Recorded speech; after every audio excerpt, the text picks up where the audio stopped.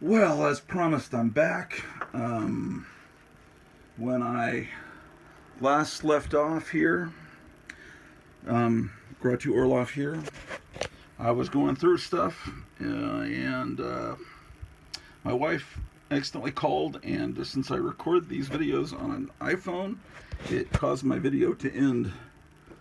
So it's alright.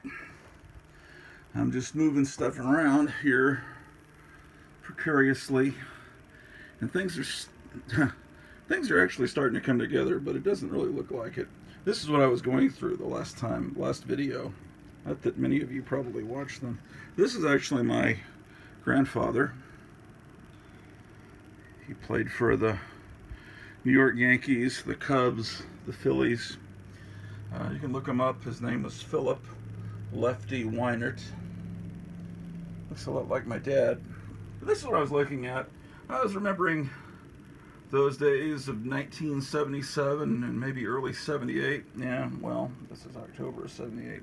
Oh, yeah, this is about a year later, a year and a half later, when Battlestar Galactica, and you can see what George Lucas must have been thinking when, stuff like this appears on the front cover of magazines. I mean, this really is really looks like an obvious Star Wars ripoff. But, you ever make a photocopy of something, and then you make a photocopy of that, and then a photocopy of that, and then what you get is just a bunch of them. You can't even make out the image. Or another analogy is when you record a VHS, then you make a copy of that VHS and make a copy of that, and before long it looks like you're looking at some amorphous blob through a screen door. And that's the thing. George Lucas was making a movie based on the old movie serials, Flash Gordon, and later he said, no, I was actually going through the Universal myths. No. It was all Edgar Rice Burroughs and comic books and comic strips and movie serials. And later, it's like George Romero makes Dawn of the Dead, and yes, of course, I was making a comment on commercialism in America. It's always good to come back later and say that, but it was just a fun movie, and Battlestar Galactica was not as good, and it was disappointing. I mean, didn't hate it, but this is when it was first coming out. Everyone's excited. I was excited that Sunday night to watch it, and it was cool. Rousing theme song, and the special effects were good, but then they started using the same special effects in every issue. A thing that I particularly found annoying, I don't know how many of you noticed this, but they went for the same, because they hired John Dykstra that did the effects. They even have blueprints in here, so you can build your own, I guess. This is a magazine. There were a lot of these science fiction magazines that came out after Star Wars came out, and I used to I bought this magazine, all at Lone Star Comics here in Arlington, Texas. These are early paintings. They even hired the same conceptual artist, and they hired, it sure didn't look like that when I tuned in that Sunday. And they pretty much abandoned those four-armed guys after the first episode. It was, someone told me later, years later, I was told that Glenn Larson was the producer of the show was a devout Mormon, and there's a lot of Mormon, it really is a very Mormon story, Battlestar Galactica. A lot of the stuff that's contained within the show. Oh, but the thing about it is they had a mock-up of this. I think they called it a Viper. And as the enemies, the Cylons, were attacking, they'd scramble and get in their Vipers, but they made them dirty because Star Wars made all the ships not glistening clean, but dirty and used looking, so it looked real. Well, the problem is they dirtied up the mock-up. They only had one mock-up, so one pilot would get in, there'd be a smudge on the window, the pilot's side window, and then they blast off through the tube. The next one would get in, and you'd see that same smudge on the window. Did any of you ever notice that? I'm sure you could go to YouTube and find some clips from the show, and you'll see what I'm talking about. It was just so obvious. And after that, I don't know. Yeah, it's interesting. They had they wanted you to know, well, these are aliens, and although they're really humans, but they speak an alien language. So whenever they cursed, they used alien words like frack instead of fuck, and now frack has another meaning. But interesting. All right, well, I'll put this down. I got a bag and board it. Okay, yeah, this magazine, I remember buying this. This came out the fall of '77. Yeah, this is right after Star Wars came out. Now that I'm covering Star Wars stuff, maybe I'll get my 67th subscriber. Yeah, see, Ralph McQuarrie did the paintings for Star Wars and then later for Battlestar Galactica. But you know, the wonderful special effects that John Dykstra did for Star Wars, do any of them still exist in the movie? Or have they all, as every shot that he won an Academy Award for, been replaced with, oh, look at that, with, has every shot been replaced with these computerized cartoon drawings? Probably. You know how to market my YouTube channel is the old curmudgeon that hates everything. But I love that original trilogy. You know, I love that stuff. But you know, maybe then I'll get people, you know, tuning in and subscribing just because I have to watch him. I hate him so much. He says such horrible things. Oh, yes. Check newspaper for theater near you. Yes, this was the stuff I was buying. Even bought this thing. Yes, indeed. Yes, indeed.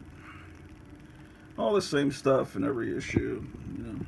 Oh, I have a poster of this that came out then. Still my favorite poster. They don't look like the actors, but boy, did the Hildebrandt brothers knock the ball out of the park with that one. Beautiful. Howard Rogowski. This guy was a famous comic book dealer. He was famous for saying, you know, these are the days before the comic book price guide. He was famous for saying that tape on a comic book is not considered a defect. He did not consider that a defect. We looked at this in the previous video. Oh, I was talking about this, I think. This I get. Okay, so I picked this up. Kiss, the Real Story at Half Price Books. All right. It's not in great condition. Yeah, I get it for a couple of bucks, but when you open up, look at what it says here. To one hell of a handball player, Paul Stanley. Can you imagine? They sold me an autographed by Paul Stanley book and didn't know it. Kicks magazine. Boy, do I love this magazine. I think I showed you this in a previous video. I think they've just started making new issues. You notice I always open from the back. Maybe I was from, maybe in a previous life I was Japanese. But I've always done that. Even back to when I was a kid, I always start flipping from the back. Ronnie Dawson was a friend he was a good friend of a friend of mine, and I would go over sometimes to his house and see him performing right there in his living room. And in fact, my friend was friends with the couple that put these magazines out, Kicks, Billy Miller and Miriam Lena. And I think Billy Miller has unfortunately passed away, but I think Miriam Lena is putting out a new issue. This is from back in the 80s. And the print is tiny, tiny, tiny, but boy is it well written. And if you're into the 50s and 50s music and 60s stuff and monster movies, this is the stuff.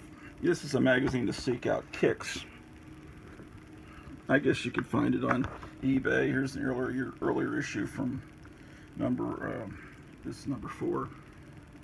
This is number 5. They covered Hazel Adkins a lot. They kind of revived his career. Well, the Cramps covered some of the songs, but they found him out there in West Virginia, I guess, and got him to record more music. The Collins kids, seek out their music.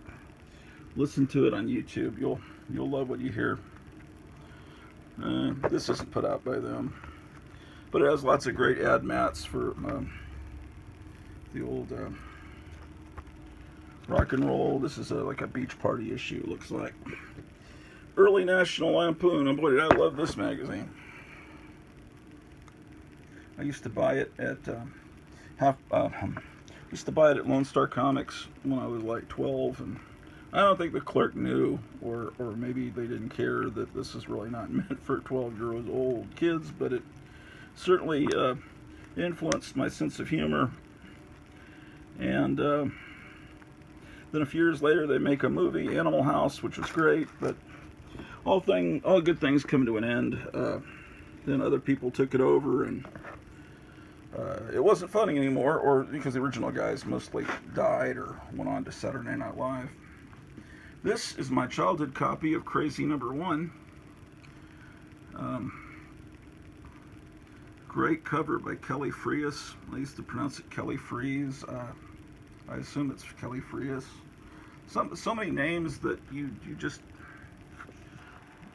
read, but you don't really know how to pronounce them.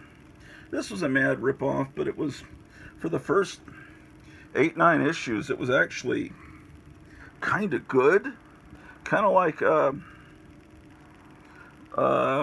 yeah. See, they're trying to imitate National Lampoon here. That's Roy Thomas, and then they do a parody of Mad. It's I mean, look at this. Dennis the Mutant Menace. Yeah, it's this is good stuff. Really great stuff. The first few issues. I mean, look at this Basil Wolverton art. Yeah, this is supposed to be a newspaper after a nuclear war when everyone's mutated. Yeah, this was really good for about 10 issues. Look at this art by, this is a parody of Kung Fu done by Plug, Michael Plug. Yeah, I've since bought a better copy of this, but this is my childhood copy, and you can tell it was well read. Very good stuff there. Crazy.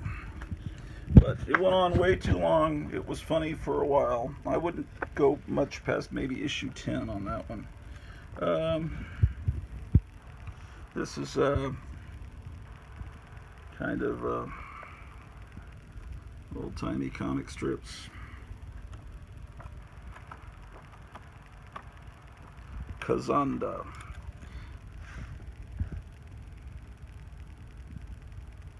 $1970, copyright in Great Britain. I have no idea where I got this, but I like it. One of those things. Boy, that's messed up. That is the bag that, see, I bought this in this horrible bag, and I need to put it in a good bag. Now, this is a terrible quality copy of one of those Eerie Publications magazines you hear so much about. They really know their audience, don't they? And these, they figure that you're a skinhead, peeping Tom that has money, that really needs to defend yourself, and you like monsters, and probably watching girly films on your 8mm motion picture projector. Yeah, what this was 50s comics that they had the original art around, and they or stats of the original art, and they altered it or slightly redrew it and drew in blood. And sometimes, well, this is 70s art. You can tell this is new. Creatures of Stonehenge. Yeah, this is the kind of stuff. This isn't one of the more graphic issues. King Kong. King Kong what? It doesn't tell you what King Kong. It says it's an item. I guess it's a poster, but they never even tell you. World's Ugliest Hands. Slip these knobby paws on and watch your friends disappear. Ugh, they're awful. If you've got the courage, maybe you can have fun with them. Lots of great stuff. They always advertise the Raquel Welch pillow all over comics. And yes, Tales from the Tomb. What else do I have here? Some copies of Famous Monsters that need to be put in with the Famous Monsters box. So, and an odd issue of Castle of Frankenstein, a cover I always loved. Castle of Frankenstein. Castle of Frankenstein was amazingly well written. Okay. Balance here. See what else I can show you. Actually, I'm making some progress. I'm a little happy with the progress that's being made. Here's a June 1959 issue of Mad. Kelly Freas. He was an old Mad cover artist that they got to do the cover for Crazy #1.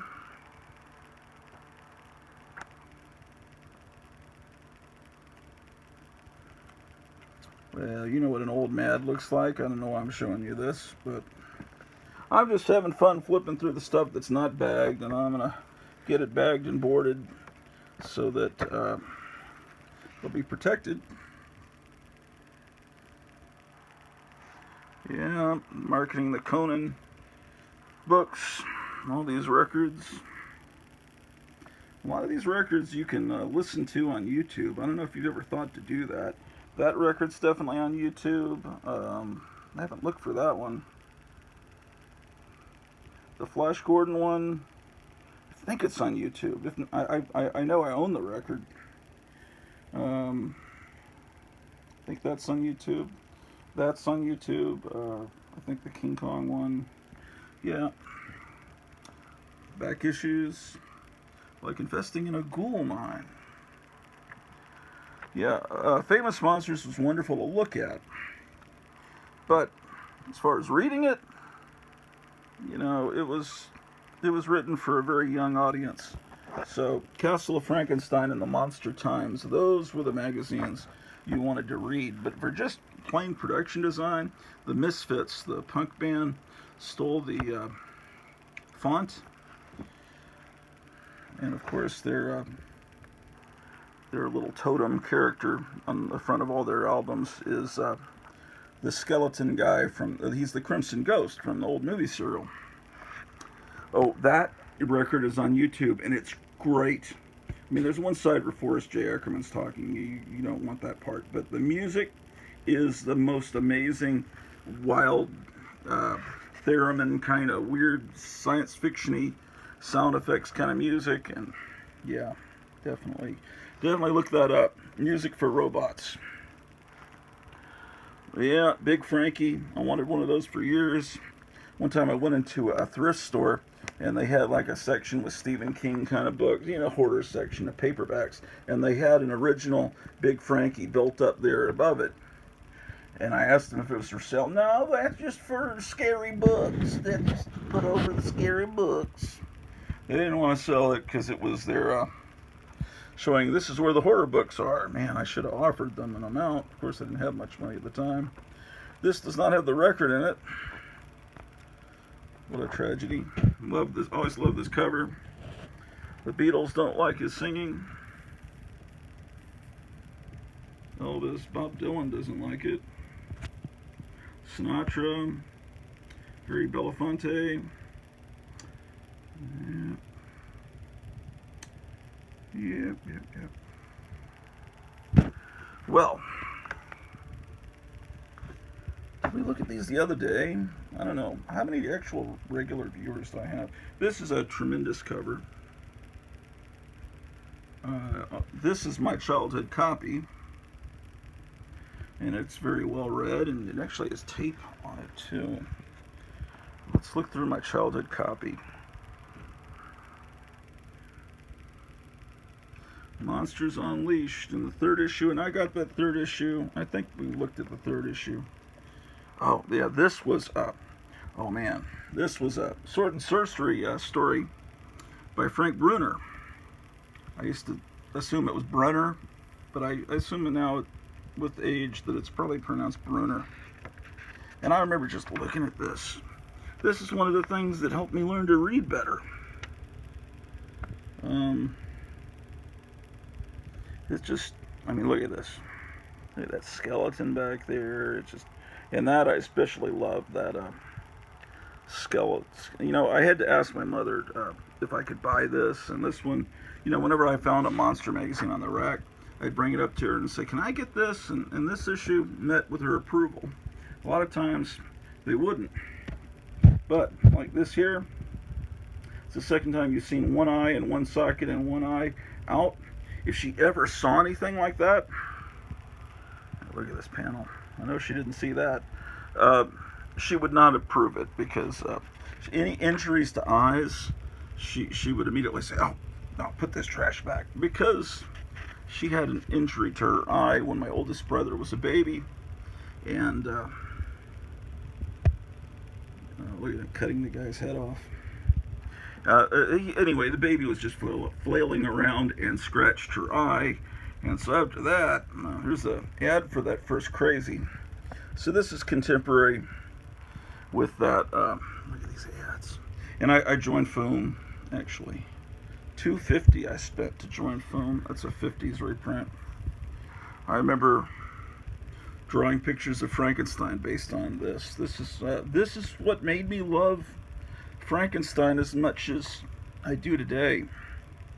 And of course, this had they'd already revived Frankenstein in the comics with Marvel had. This is a Marvel magazine with a comic called The Monster of Frankenstein, and then this was Frankenstein 1973.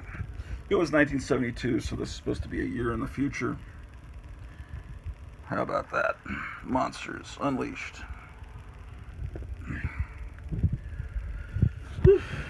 Man, remember buying this copy, but by this point I was keeping them in a little bit better condition, although I can still see my third, fourth grade self thumb through this pretty well too.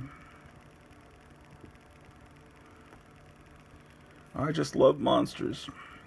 And right about this point is when I discovered the Marvel superheroes as well. And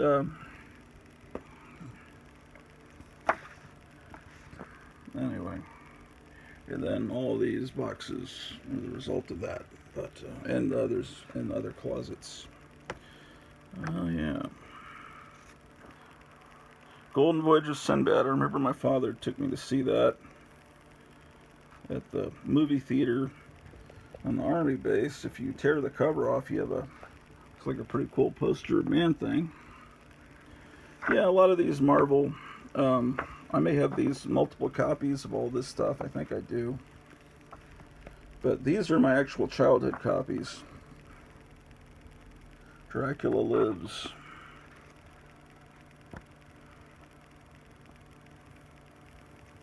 Yeah, well, you probably know all this stuff. I think I showed you this stuff in a previous video.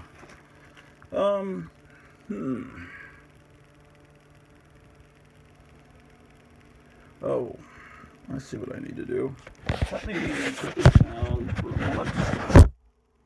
Very professional in my YouTube filmmaking.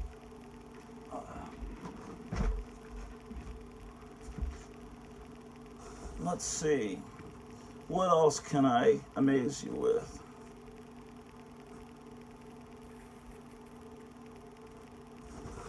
All right, let's see what we got here. There's a copy of Your Flesh with an artist X&O by my wife hates him. This is like a punk rock magazine. I guess I saved that because the monsters are on the cover. It's just not the right monsters. That looks like I saved 2 copies. Oh, more monsters. This was interesting. This was, you know, like Dynamite and all those magazines you could get from ordering books from your teacher back in the 70s. This was put out by one of those companies in the wake of Star Wars, and I knew kids were really into all the space movies. They put out this kids magazine. So I don't know how many people actually have a copy of this. It's not really that good. A lot of little short fictional little stories. Not too amazing. Yeah, well, you don't care about that. Let's see what else I got in here.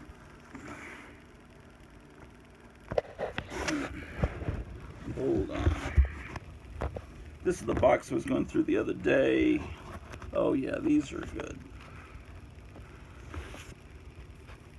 I just pulled this whole pile out. This is another one of those magazines I got from Lone Star Comics in the 70s, and this is right as Superman's coming out, so we're into 1978. But I remember this magazine, Fantastic Films, being really well written, and I remember poring over it. Yeah, it was very dense, and its articles went into a lot of detail, like probably too much, like all this shit. I mean, translating the language of the aliens was, yeah, a lot of cool stuff.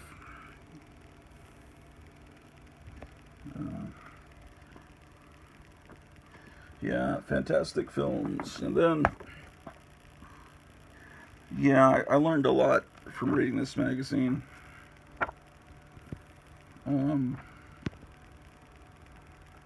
I think it went on for a long time, and either it wasn't as good, or I just, went on to different things. Lord of the Rings was real exciting when that was about to come out. Of course, it didn't wind up looking like that. I don't think these are sketches from that particular movie. Maybe some other Bakshi movie. And of course, we looked at these pictures and thought, oh, that's what those four-armed aliens wound up looking like. I remember this disco alien with four eyes. Yep. Yep. Oh, and two mouths. Yeah. And then this is when Superman actually came out. This was just a fun magazine. And Superman 2 is now coming out. So I certainly don't have a complete run by this point. Their anniversary issue 25, and yeah, I didn't really, yeah. I guess I picked up this magazine because I really like Mara Corday. A friend of mine that moved to California to work in special effects became real good friends with her son, and she was really nice. Chiller Theater. Oh, okay. Well, this is actually more what I was looking for. This is a more lurid looking. Who put this on? I think it might have been Charlton. Was it? Let's see. Okay, I'm trying to focus on this. Let me try. Because I sure can't read it without my glasses on. So the magnifying power of the iPhone. Stories, layouts, and press incorporated. Okay, well, I'm kind of thinking this is Charlton. It feels like the paper of Charlton. But this was a cool magazine. I remember picking up at G. Sanders Books right after Star Wars came out. Now I've zoomed in too much. Yes, indeed. And of course it has shows where the influence came for Star Wars, which is undeniable. And it was just a cheaply made magazine put out to sell to kids that are interested in Star Wars. But that was the October 77 issue. This is the issue February 78. Now this is the first time I'm exposed to Mars Attacks. So of course I love whoever put out Space Wars, because this is how I learned, yes, about Mars Attacks cards. So, long before the Tim Burton movie. Tim Burton movie was good, but boy, if he had just made it R-rated and put in the gore, like you're seeing here, and set it in the 50s, I mean, or 60s, I guess he kind of did a little bit. I mean, all his movies have kind of a retro feel, but Tim Burton was someone I used to really love, and then he just kind of lost it. Like a lot of those old filmmakers, you know, George Lucas, who hasn't lost it? Spielberg, all your old idols make crummy movies now. John Landis, just anybody that I can think of. Tim Burton. But then, I don't know, maybe you disagree.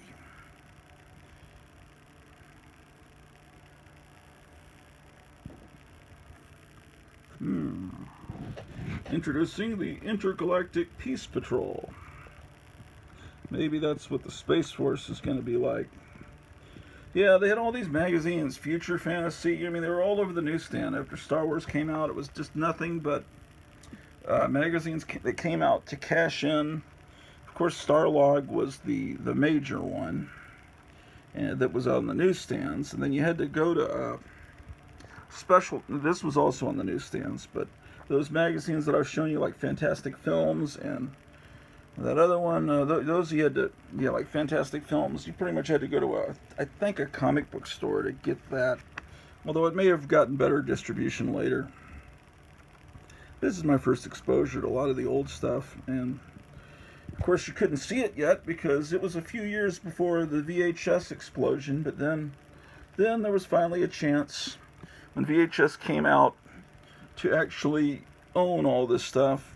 I mean, you couldn't buy the movies, but you could go to the video store, and if you had 2 VCRs, you could hook them up and make copies of just about anything you wanted. And then you could actually see old things like the Max Fleischer Superman cartoons and everything. I don't know what that is. This I remember buying at a drugstore in San Antonio, right there next to the H-E-B. I was so excited about this movie. I even bought the soundtrack. Yes, indeed. Can you imagine? Lots of cool stuff in here.